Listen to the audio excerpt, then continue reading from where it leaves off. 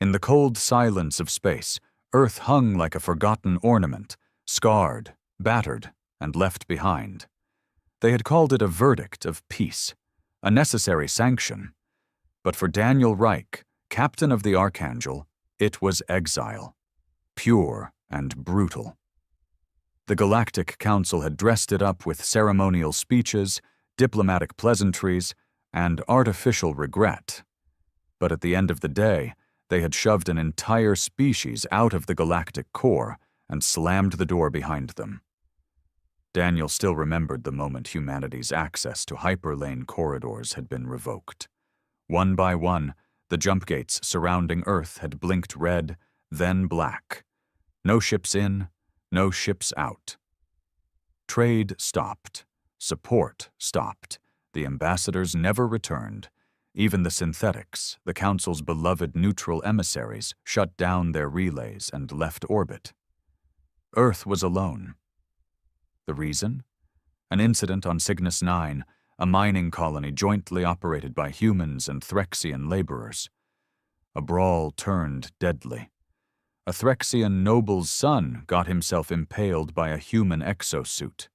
An accident, Daniel had read in the logs, though no one seemed to care. That one death unraveled everything.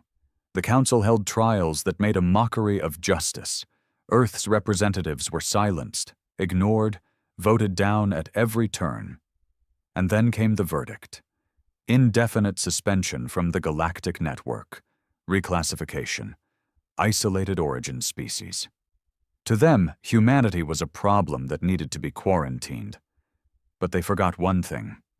Humans don't die quietly.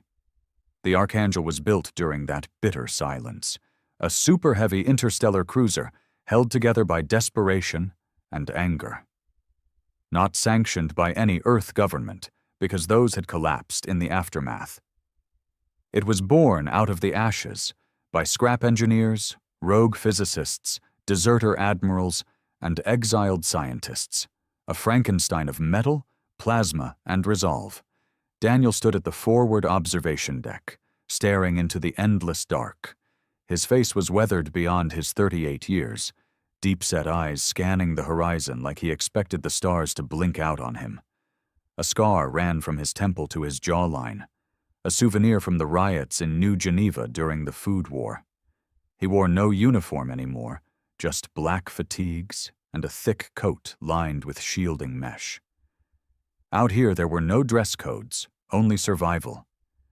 Behind him, the ship pulsed with life. Half of it was crewed by trained officers, the rest by former prisoners, mercs, and people who had lost everything. A ship of orphans and outcasts. Yet it moved like a beast, unyielding and hungry. The comms crackled. "Captain, we've completed the scan of Sector 8 Gamma. Derelict Threxian freighter found. Looks ripe." Daniel didn't smile, but his voice tightened with something cold and dangerous. "Send boarding teams. Take everything. Leave a message." He didn't need to elaborate. They knew what he meant. Burn a mark into the hull. A jagged human handprint with 3 words in old Earth script. "We remember everything." The Council believed exile would break them. That without trade and tech and treaties, Earth would rot back into the dirt. But all it did was harden them. They started building their own gates, jury-rigged with stolen schematics and parts scavenged from the black market. They started forging alliances with the fringes, the species the Council deemed undesirable, primitive, volatile. And slowly, system by system, humanity began to spread, not through diplomacy, but through power, through calculated raids, ruthless ambushes, and offers too tempting to refuse. "Let us dock, or we burn your moons." That was the new diplomacy. Daniel didn't care for peace anymore. Peace was what got them stabbed in the back. He cared for one thing, making sure the stars knew humanity was not dead, only waiting. And they were done waiting. As the Archangel turned its engines toward the next system, a trade route near the Merak cluster, Daniel's thoughts drifted to the council members who had stood against him at the last tribunal. The way they spoke in riddles and fake concern, smiling as they voted him and his kind out of existence. One day, he thought, one day we'll return. But not to beg, not to explain, to conquer. He turned from the observation deck and walked to the bridge. "Set course," he said. "Next target's a fuel depot. Council-backed. Make it loud."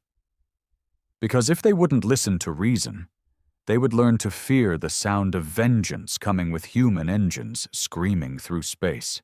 The silence before the strike was always the worst part. Daniel sat in the command chair of the Archangel, fingers drumming on the steel armrest as the ship cruised under full cloak through the edge of the Merak cluster. Before them lay a fuel depot, CXS-7, a council-controlled facility orbiting an asteroid belt rich with plasma-grade ventonite, the kind of place that kept their fleets running, their empires floating. It was manned by low-tier species under contract and guarded by 3 patrol frigates, nothing fancy. It was supposed to be safe, unimportant. That was their first mistake. "Status?" Daniel asked. Lieutenant Merrick, his weapons officer, didn't turn from his station. "Cloak holding at 98%. Their sensors haven't picked up a damn thing. No distress signals. They're in the dark." "And the boarding crew?" "Gearing up. Alpha and Bravo squads, 40 heads total. They want this one bad." Daniel nodded. "Let them have it. No prisoners, no warnings." There was no applause, no rallying cry, just the cold, unspoken agreement that this was justice. Not diplomacy, not warfare, retribution. He closed his eyes for a moment. Behind them, Earth still burned, not with fire, but with rot. Half the planet was unlivable now. The weather systems had collapsed.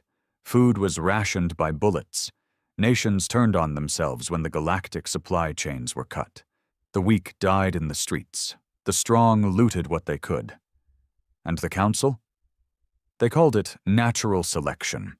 Said Earth had failed to demonstrate sufficient moral alignment for reintegration. Like they were some lab experiment gone wrong.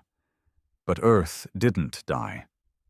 It adapted, and now they were out here, in their rusting, weaponized graveyard of a ship, and still moving forward.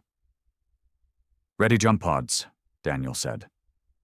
The Archangel tilted slightly as its lower bays opened. Twin pods, armed with hull-piercing drives and carrying 20 warriors each, dropped from the undercarriage like silent sharks in the black ocean of space. 30 seconds to impact. Daniel stood and walked to the viewport, watching the depot slowly rotate beneath them like a helpless animal. This was the second strike in a chain. First was the Threxian freighter, stripped, tagged, and left adrift. Now this. After this, it would be a comm relay station in neutral territory.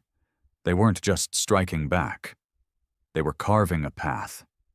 Each move designed to send a message. We are no longer asking.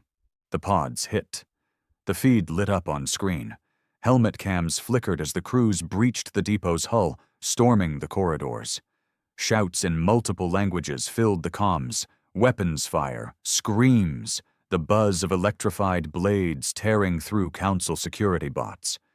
But Daniel's eyes were fixed on one thing, a corner cam showing the station overseer, a Valari bureaucrat with 2 sets of eyes and a gut full of privilege, curled behind a console, stammering into a comms unit that wasn't connected.